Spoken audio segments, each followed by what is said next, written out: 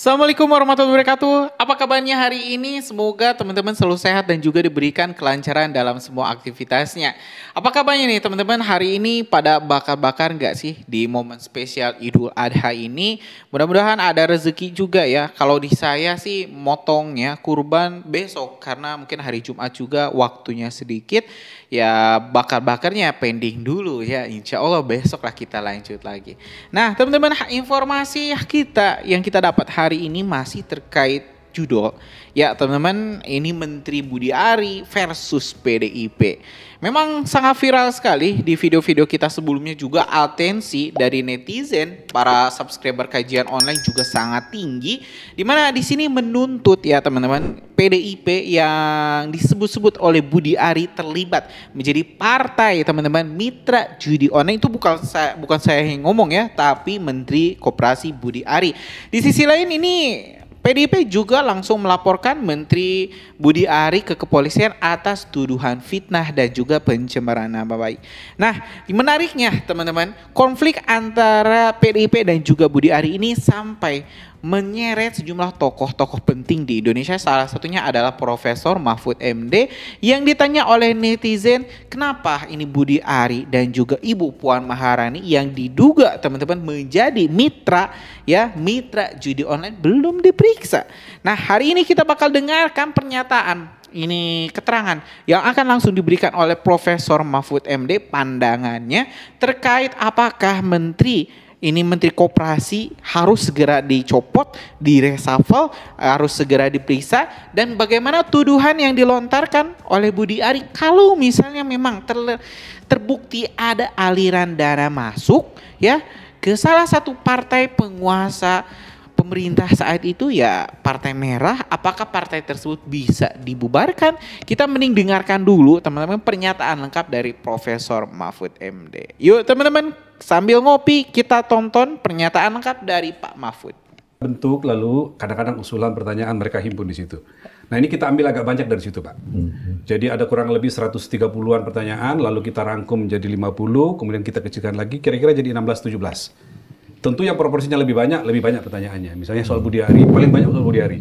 Sehingga kita ambil 2-3 pertanyaan, selebihnya satu-satu gitu. Ya. Saya mulai ya Pak Mahfud ya. Kita bacakan Pak, lalu Bapak kasih respon nanti. Ya. Ini dari Syauki. Izin tanya Prof, kenapa Menteri Budi Ari belum diperiksa? Apa saja kesulitan yang dihadapi para penegak hukum sehingga kasus ini berlarut-larut? Apa Presiden nggak bisa memerintahkan petinggi penegakan hukum supaya Menteri tersebut segera diperiksa? Atau apakah setelah pertemuan Pak Presiden dengan Ibu Mega ada kejutan baru dalam pemberantasan judol? Mohon jawabannya Pak Prof. Sehat selalu. Ini dari Syauki TV Pak. Syauki. Ya. Saya lanjut Pak ya. Dari Noahku.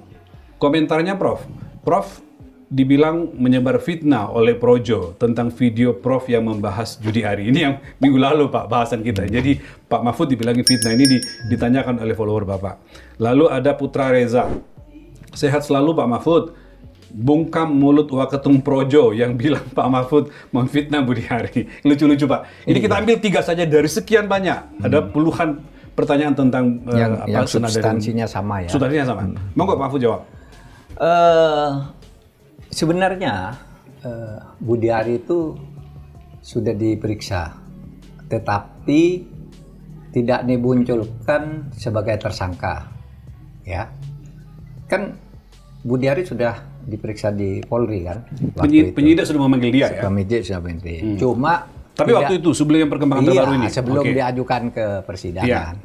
Cuma tidak dimunculkan sebagai tersangka. Tapi bahwa dia patut diduga keras ikut terlibat di dalam judol ini tidak bisa dibantah. Bukan fitnah. Kalau fitnah itu kan menyebutkan sesuatu yang tidak ada. Itu kan ada kalau dalam agama itu kan ada istilah fitnah gitu ya. Itu menyebutkan sesuatu yang tidak ada. Diada-adakan. Nah, kalau Budi Ari disebut mendapat bagian 50% itu kan bukan fitnah. Hasil pemeriksaan bukan fitnah. Lalu dari situ orang patut menduga, loh, ini kok tidak masuk di tersangka, kan begitu kan? Padahal Jaksa sudah mencatat itu, Padahal, menulis itu dalam dakwaan. Menulis itu dalam dakwaan. Saya kira jaksa sengaja menyebut itu. Sengaja gitu, mungkin usulnya dari Polri tidak muncul, tapi di berita acaranya ada nama ini. Begitu mungkin ya? Dimunculkan. Dan itu bukan fitnah. Jaksa sendiri kan bilang, Pak Harli, itu diambil dari berita acara pemeriksaan, bukan karangan jaksa, kan begitu. Berarti patut diduga, itu satu ya, dari dakwaan. Dari hasil pemeriksaan yang kemarin, yang 2 hari, atau yang kemarin ya, yang menyebutkan itu, pegawainya itu, dirjennya kan yang diperiksa. Dibilang, kenapa Anda mengangkat si Zulkarnain, si Adi atau siapa itu? Itu atas permintaan Budiari. Karena panitia sudah bilang ini tidak memenuhi syarat, ijazahnya tidak ada, ya kan? Ijazahnya tidak ada, kualifikasinya ada, dan lulusannya SMA. Seorang tenaga ahli kan minimal misalnya sarjana kalau mau dibilang sebagai bagian dari tenaga ahli atau apapun lah. Masa ngambil SMA? Ada basis kompetensi lah ya, gitu ya. Basis kompetensi. Iya. Tapi Budiari katanya memaksa. Itu di persidangan ya. Budiari yang kata dirjennya kemarin persidangan tuh, yang 2 orang tampil itu. Pak Budiari yang minta, ini atensi dari menteri. Meskipun tidak lulus. Sudah jelas itu di anu. Tidak lulus secara standar dan aturan secara standar berlaku. ini tidak lulus katanya. Tapi Budiari minta atensi agar dimasukkan dan minta ditempatkan di sini. Minta gaji pula lebih tinggi dari aturan. Lulusan SMA minta gaji 17 juta. Gitu kan? Oh, jadi ada permintaan khusus soal gaji? Ada kemarin di pemeriksaan terbuka di sidang pengadilan. Minta 17 juta, Pak, tapi katanya akhirnya diambilkan dana 10 juta untuk lulusan SMA. Kalau SMA di PNS saja SMA itu enggak sampai 4 juta. Ini 10 juta diambil dari dana operasionalnya Dirjen. Karena mau diambil dari APBN enggak boleh. Tapi terpaksa diambil dari dana operasional. Jatah operasional Dirjen diambil. Kenapa ambil? Karena ini atensinya Pak Budiari agar orang ini dimasukkan. Sampai begitu? Lihat itu di bukti sidang. Masa ini mau dikatakan fitnah? Nah, kalau yang ini dikatakan fitnah, semua dong fitnah. Semua podcast bicara itu. Semua memberitakan itu, semua padahal media. Dasarnya pengadilan orang memberitakan itu ya. Pengadilan gitu. Jadi tidak ada fitnah di sini. Ini ingin mengejar kebenaran. Kita semua harus berteriak, ya. Nggak masuk akal lah, nggak masuk akal. Kenapa orang sih nggak lulus? Ijazahnya hanya SMA. Kok bisa dipaksakan masuk oleh Budiari? Nah, Budiari pada tanggal 5 Agustus ya, pokoknya adalah bisa gampang dibuka. Loh ya saya angkat katanya, wong dia ngaku bisa operasikan IT. Ya saya angkat gitu, karena dia ngaku ahli. Lah orang ngaku langsung diangkat gitu. Semua orang bisa ngaku gitu, Pak. Semua orang pasti ada apa-apa. Yeah. Pasti ada apa-apa, bukan fitnah gitu ya, bukan fitnah. Nah, oleh sebab itu saya berpendapat agar ini segera dikejar, agar menjadi pembelajaran terhadap kita. Nah, saya enggak peduli apa nih fitnah oleh Projo katanya. Pak Mahfud memfitnah ya. Ya silakan aja. Nanti saya tunjukkan berita yang lebih dulu dari saya. Kenapa itu tidak digugat? Ya kan? Di semua podcast itu kemudian bahkan di LC dibahas, di mana-mana dibahas secara meluas. Nah, itu semua saya hanya menyebutkan sesudah jaksa menyebut, karena ya aneh ya kalau gitu rumor-rumor yang dulu tuh betul. Buktinya lalu muncul di dakwaan jaksa bahwa dia mendapat jatah 50%. Nah, ini yang harus dikejar karena memang tidak mungkin orang angkat orang bodoh, tidak memenuhi syarat dan dipaksakan secara psikologis karena rela di kekuasaan agar diangkat kalau tidak ada apa-apanya. Dan oleh sebab itu saya tetap berpendapat karena itu terjadi di kantor pemerintah dan itu ada indikasi suap ya terhadap pejabat pemerintah. Itu seharusnya diadili di pengadilan tipikor. Korupsi ya? Jakarta Pusat korupsi atau tindak pidana pencucian uang. Karena itu kan ratusan miliar bahkan triliunan kan dugaannya itu. Yeah. Iya dong, itu tidak uang ecek-ecek. Oleh sebab itu tidak masuk akal kalau belum ada penjelasan kenapa Budiari itu memaksa orang. Jadi sekaligus Pak Mahfud masuk membuka kasus judul secara keseluruhan ya? Iya dong, masuk. Yang selama ini ratusan triliun katanya beredar dalam karena ya kasus dulu itu. kan rame ya. bahwa ketika Bu Mutia Hafid itu baru diangkat kan ini dibongkar sesudah dia. Lalu melapor kepada presiden waktu itu ya. Lalu melapor kepada presiden. Lalu di DPR ramai, rakyat kaget gitu.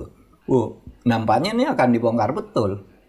Dan ini pasti korupsi terjadi di kantor pemerintah sekurang-kurangnya.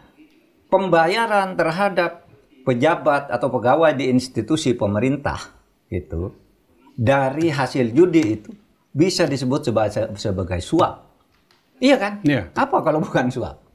Agar dia bisa beroperasi di space IT-nya space IT-nya Kominfo, lalu dapat uang dari situ, lalu dibagi 50% Budi, 30% ini. Ini muncul di dakwaan, bukan fitnah. Oleh sebab itu tugas polisi dan kejaksaan ya untuk mengembangkan ini lebih lanjut. Jaksa kan mengkonstruksi dakwaannya sendiri. Yeah. Tapi mungkin dakwaannya kurang lengkap, dibuka lagi berita acaranya, loh kok ada ini, dimasukkan di situ. Sah saja jaksa mengatakan gitu karena ada berita pemeriksaan di polisian, atau bisa juga pemeriksaan tambahan dilakukan oleh jaksa sendiri. Pak Mahfud, saya ingin meneruskan dari jawaban Bapak atas pertanyaan-pertanyaan lain yang mirip-mirip ini juga sebenarnya. Ada yang bertanya, Pak Mahfud menduga ini korupsi. Padahal kan komitmen Pak Prabowo bolak-balik soal urusan korupsi akan ditebas oleh beliau. Nah ini menteri di sekitar Pak Prabowo. Kenapa misalnya Presiden tidak memberhentikan orang ini supaya komitmen kepada pemberantasan korupsi sungguh-sungguh terlihat? Kita tidak tahu itu, ya. Apakah Pak Prabowo membiarkan ini berjalan secara alamiah atau mempersiapkan dulu situasi, kondisi lingkungannya agar ini berjalan, atau apa gitu. Mestinya kan Pak Prabowo tahu ini semua, bahwa ada keanehan-keanehan seperti itu dan itu sangat membahayakan. Termasuk dugaan Bapak mengatakan ini korupsi, bahkan ini saya mungkin ingin sekali pencucian korupsi. uang ya. Iya, pencucian uang. Kalau uangnya begitu banyak dibagi sekian, gitu kan patut sangat diduga dengan keras, gitu. Kalau ini lewat ya tidak masuk akal, hukum apa ini? Kok yang begini ini dilewatkan tanpa kejelasan, gitu. Ya tentu kalau ditanya ke Budi Ari, enggak, saya enggak tahu. Biasa orang menjawab begitu. Nanti kan ada teknik-teknik pendalaman. Dan sebenarnya saya sangat meyakini polisi itu sangat ahli untuk mengetahui hal ini yang sebenarnya. Kalau dia dilepas, sidik yang benar, cari apa ketemu. Saya tahu pengalaman dengan polisi itu cepat, logikanya jalan kalau hukum tuh. Seperti apa? Seperti matematis, Pak. Kalau ini begini, cepat kok polisi itu. Tetapi yang ini menjadi aneh. Maka orang lalu berspekulasi siapa nih politik di belakangnya. Nggak apa-apa orang berspekulasi begitu juga. Atau boleh, mungkin kan? Sebaiknya Pak, kalau Pak Mahfud sebagai orang yang pernah di pemerintahan melihat Pak Prabowo kan tidak suka gaduh ya. Menteri sebelumnya kan karena bikin gaduh lantas, ya Menristek Dikti itu kan karena gaduh lantas diminta berhenti lah. Ini mungkin sebaiknya mundur gitu Pak ya. Iya boleh jadi. Kalau saya sih ya kalau yang begitu nggak kuat menghadapi masyarakat kan mundur aja kalau saya. Tapi orang kan beda-beda juga. Ada yang takut mundur, ada yang memang mukanya tebal, ada yang macam-macam gitu. Seharusnya mestinya ini presiden ya bersikap lebih tegas, lalu yang bersangkutan juga tahu diri gitu. Ini kan udah jelas nih. Itu Kominfo menjadi busuk. Ini ada yang mengatakan begini. Di pertanyaan di medsos itu, entah Anda sebut atau enggak, Pak Mahfud katanya, itu Kominfo sekarang busuk, jadi berantakan. Waktu Anda jadi Kominfo berbuat apa? Loh, waktu saya jadi Kominfo menterinya dihukum. Waktu saya Menko Polhukam. Menterinya masuk penjara, dirjennya masuk penjara, kemudian kepala badan-badan apa yang ngurus BTS itu masuk penjara semua. Itu jawaban orang yang mempertanyakan Bapak ya? Itu biar dia tahu kepada mereka yang tanya, Anda kok diem aja? Nah, Budi Ari itu sudah merusak parah seperti ini, baru menjadi menteri tanggal 18 Juli. Tahu Anda? 17 Mei, Menteri Kominfo ditangkap, masuk penjara, lalu saya jadi menterinya di situ. Nah, 2 bulan kemudian jadi Menteri PLT Kominfo ya? PLT Kominfo. Itu saya tindak semua, lalu saya itu Budi Ari masuk. Sudah membuat kerusakan kayak gini dengan ngangkat-ngangkat gitu. Membuat operasi gitu semakin melebar itu. Nah, orang bertanya, kok tidak ditindak? Nah, itu malah ketemu. Karena sesudah saya pergi, saya kan pergi. Sesudah dia diangkat, itu saya berjalan biasa. Lalu saya jadi cawapres kan? Kan sesudah itu mundur kan? Ini ketemu sesudah saya pergi. Karena sistemnya udah dibangun di sana untuk ketemu. Dan seingat saya ketika Bapak jadi Menteri Kominfo 3 bulan itu, Bapak membuka habis kasus korupsi Bakti itu yang 8 triliun BTS, ya? PT Direktur, Bakti semua, itu kan diambil. semua direktur dan komisarisnya Bapak ganti semua. Iya. Lalu seleksi ulang kan Pak? Ya? Ada pejabat pembuat komitmen anggaran juga kita sikat gitu kan. Irjennya saya minta irjen yang bagus yang sampai sekarang itu agar dia bisa melapor membersihkan nama baik Kominfo, kalau tidak jelek supaya ditunjukkan kebaikannya, tapi kalau memang jelek sikat saya bilang. Itu saya minta irjennya gitu. Yang selama itu tertunda-tunda terus kan, tidak ada irjennya, saya ambil langsung, saya angkat gitu. Nah, itu semuanya saya lakukan waktu Kominfo. Ini jawaban bagi yang bertanya, Pak Mahfud ngapain ketika jadi PLT Menkominfo 3 bulan? Ternyata banyak sekali yang dilakukan. Ketika jadi iya banyak yang baik saya jadi Menko lakukan. Polhukam maupun jadi Menteri waktu Menko PLT. Polhukam banyak loh menteri yang masuk penjara di zaman saya. Bukan saya, tapi Kejaksaan Agungnya itu bagus waktu itu. Dan ketika dia akan bermitra dengan baik dengan Jaksa Agung ketika gitu. dia akan dihambat gitu, ada ditunda ini, ada misalnya seorang menteri yang SP3-nya sudah ada pemberitahuannya lama gitu, bahwa dia SP3 gitu. Terus lama, di mana masalahnya? Saya dengar dari teman yang bekerja di istana, Pak, itu sudah ada surat loh. Ya teman-teman. Sudah 2 bulanan lebih kok tidak bergerak, padahal ini sudah disebut TSK.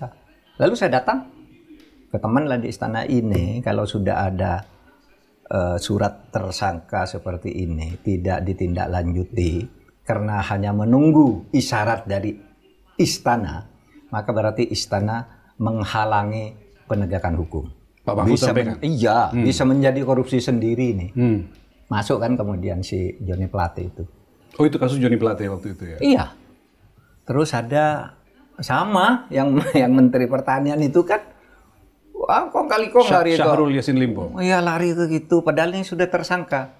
Dugaan saya sebagai hakim, dia lari ke Spanyol menunggu ketua KPK yang sedang di Korea pulang ke Indonesia, lalu penersangkaan ini dibatalkan karena katanya sudah tersangka sejak sudah bulan Juni nih katanya. Kok baru tersangka tanggal 26 September, kenapa? Saya tanya, kenapa Pak kok baru sekarang? Pak, sejak dulu ini sudah di paparan diputuskan ini tersangka. Tapi terus nggak pernah ditandatangani. Terus ketika ketuanya itu sedang ke Korea, ditandatangani oleh kami berempat. Katanya, oh kalau begitu. Ini kata komisioner KPK ya? Iya. Oh kalau begitu, tiba-tiba ada berita Syahrul Yassin Limpo menghilang. Selalu pikiran saya ingat, menghilang sementara ketua KPK ada di Korea. Ini dugaan saya ini. Menghilang dulu sampai ketua KPK kembali pulang lalu dibatalkan kira-kira. Oleh sebab itu saya umumkan dulu. Ketika orang ribut itu, Menteri Pertanian Syahrul Yassin Limpo ini sudah tersangka sejak tanggal 26. Nih suratnya, saya bilang. Nggak bisa lari. Setelah Pak Mahfud menghadap presiden waktu itu ya? Saya menghadap presiden, Pak ini sudah tersangka Pak, kok ini. Ya sudah kalau tersangka, proses saja sesuai hukum. Keluar saya nih, sudah tersangka. Dia mau lari kemana pasti dikejar oleh Interpol, saya bilang. Pulang akhirnya, sebelum ketua KPK-nya pulang. Tangkap, terjadilah peristiwa seperti sekarang ini. Gitu. Oke, Pak Mahfud kita lanjut Pak, karena masih banyak pertanyaan. Masih banyak ya? Oke. Ini urusan Budi Ari kita cukupkan Pak, kalau enggak bisa berjam-jam kita membahas. Selesai itu urusan itu. Saya lanjut Pak. Slide berikutnya saya himpun beberapa, ada 3 Pak, ini agak beda-beda nih. Dari Fikra. Barusan kita telah mendengarkan pernyataan lengkap dari Profesor Mahfud MD terkait keterlibatan sejumlah tokoh, salah satunya Menteri Koperasi Budi Ari, yang juga teman-teman ini mungkin dipertanyakan oleh banyak sekali pihak. Terlepas dari benar atau tidaknya, tentu teman-teman yang bakal menilai apakah memang ini Pak Budi terlibat ataupun tidak. Kalau misalnya kita mendengar memang dari ini pernyataan Pak Mahfud MD, ya Pak Budi ini memang harus diperiksa. Pak Budi ini memang harus diperiksa, dan saya rasa kalau misalnya Pak Budi diperiksa, ada oknum-oknum lain yang juga bisa tertangkap. Ini korupsi bukan sekedar korupsi. Saya rasa ini lebih besar teman-teman. Banyak sekali oknum-oknum yang memang mungkin terlibat. Atau mungkin teman-teman pemerintah sebelumnya, banyak juga pejabat-pejabat yang memang mencicipi manisnya hasil korupsi atau uang suap dari berbagai website judul di Indonesia. Gimana menurut kalian teman-teman setelah mendengarkan pernyataan dari Profesor Mahfud MD, apakah makin yakin ini Pak Budi bersalah atau mungkin teman-teman yang mendukung Pak Budi ingin keadilan itu ditegakkan, ya ini PDIP juga harus diperiksa, Ibu Puan Maharani juga harus diselidiki. Tulis pendapat kalian di kolom komentar, kita bakal diskusikan seperti biasa. Terima kasih teman-teman. Assalamualaikum warahmatullahi wabarakatuh.